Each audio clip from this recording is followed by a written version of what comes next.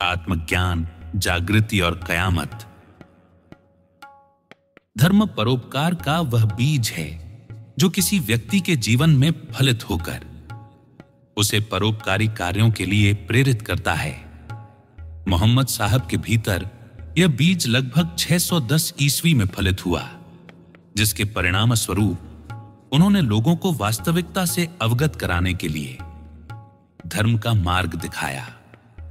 आज समय की मांग है कि हम धर्म की वास्तविकता को समझें और उसे आत्मसात करें, ताकि हम धर्म के मूल स्वरूप को अपनाकर अपने जीवन को वास्तविक स्वर्ग बना सकें।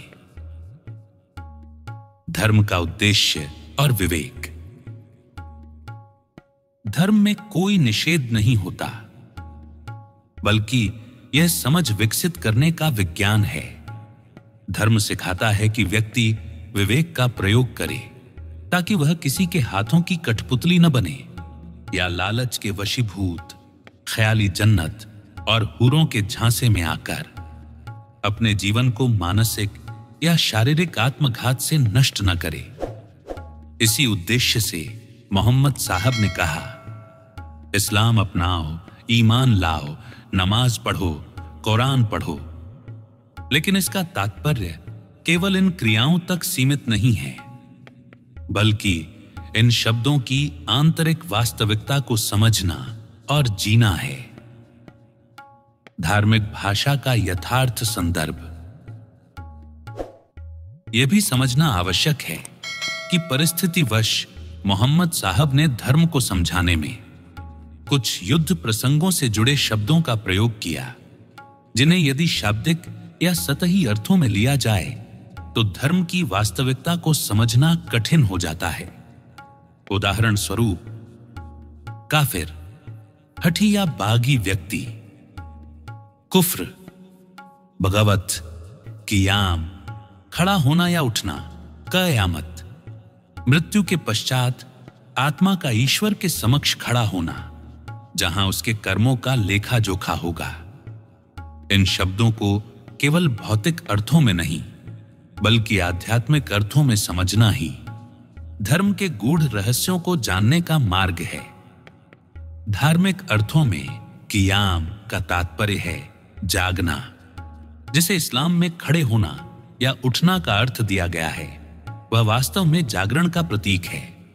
गौरतलब है कि सभी अभिभावक अपने बच्चों को नींद से जगाने के समय अक्सर उठ जा या खड़े हो जा जैसे वाक्य का प्रयोग करते हैं, जिसका वास्तविक तात्पर्य होता है नींद से जागना।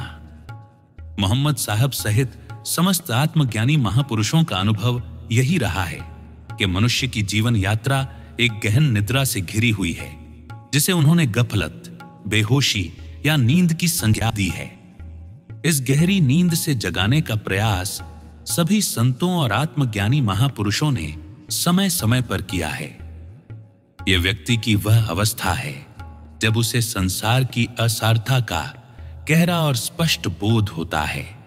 यह केवल कोई अस्थायी दुख या जनाजे में हुआ क्षणिक वैराग्य नहीं है, बल्कि एक ऐसी स्थायी जागृति है जो व्यक्ति को या तो आत्महत्या या आत्मज्ञान, इन दो में से किसी एक दिशा में ले जाती है।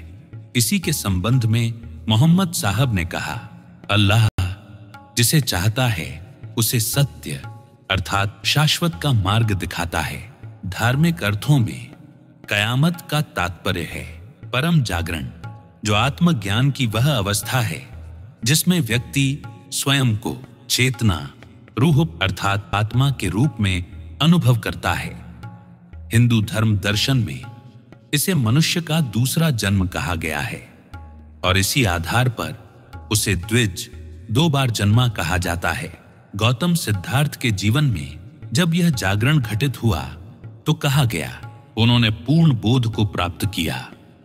इसके पश्चात वे महात्मा बुद्ध कहलाए, जिन्होंने आगे चलकर अपने ज्ञान का उपयोग लोगों के आत्म विकास के लिए किया।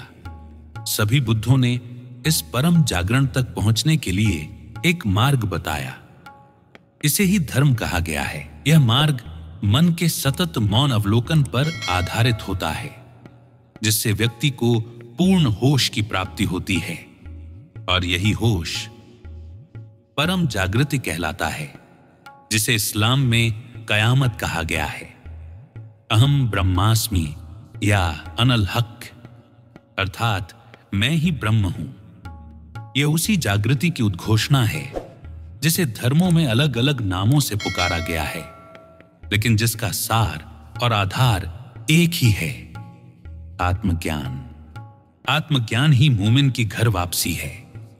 यदि कोई पूछे कि धर्म क्या होता है, तो मैं कहूंगा, धर्म वह मार्ग है जो व्यक्ति को उसके घर वापसी करवाता है।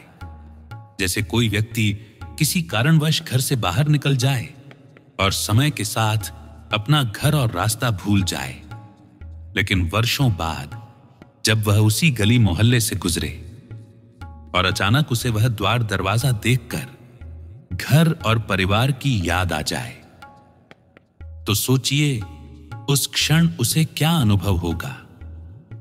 आत्मज्ञान उसी घर वापसी का भाव है। उस क्षण व्यक्ति एक परम आनंद की अवस्था को प्राप्त करता है। यदि हम अपने रोजमर्रा के जीवन को देखें तो पाते हैं कि हम दिन भर की भाग दौड़ के बाद जल्दी से जल्दी अपने घर पहुंचना चाहते हैं, क्योंकि वहीं हमें सुकून मिलता है। घर पहुंचते ही जो तसल्ली और विश्राम हमें मिलता है, वही भाव आत्मज्ञान में भी होता है। सभी मानसिक विकारों से मुक्त होकर ये जान लेना कि मैं कौन हूं, एक अथाह सुकून है। धर्म उसी सुकून की परम अवस्था को पाने का मार्ग है। जब आप धर्म के मार्ग पर चलते हैं और आपके भीतर सुकून में सतत वृद्धि होती है, तो यह प्रमाण है कि आप सही राह पर हैं।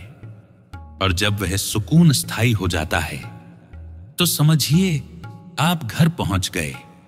मोहम्मद साहब ने सुकून को ही उत्तम ठिकाना कहा है। वे प्रकृति को ईश्वर की खुली निशानियां बताते हैं, जो हमें सुकून का अनुभव कराती हैं। धर्म को समझना ही आत्मज्ञान की कुंजी है। आत्मज्ञान के लिए केवल धर्म को सही रूप में समझने की आवश्यकता है, और इसके लिए उन लोगों की सहायता लेना बुद्धिमानी है जिन्होंने अपनी घर वापसी की है, अर्थात जो अपने वास्तविक ठिकाने को पुनः प्राप्त कर चुके हैं। धर्म वह राह है जो हमें हमारे मूल घर की ओर ले जाती है।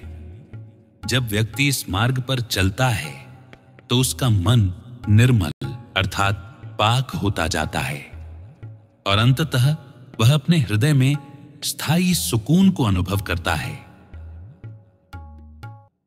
अभी आप सुन रहे थे स्वामी अनंत मैत्रेय जी के विचारों को हिंदी ऑडियो बुक इस्लाम समाधान या समस्या के माध्यम से। यदि आप स्वामी अनंत मैत्रेय जी के विचारों से सहमत हैं, तो उनके इस चैनल को लाइक और सब्सक्राइब जरूर करें और अपने विचारशील मित्रों के साथ शेयर करें। आप अपने धर्म संबंधी जिज्ञासाओं और प्रश्नों को कमेंट्स के माध्यम से पूछ सकते हैं। अगला अध्याय जल्द ही जोड़ा जाएगा। हमारे साथ जुड़ने के लिए धन्यवाद।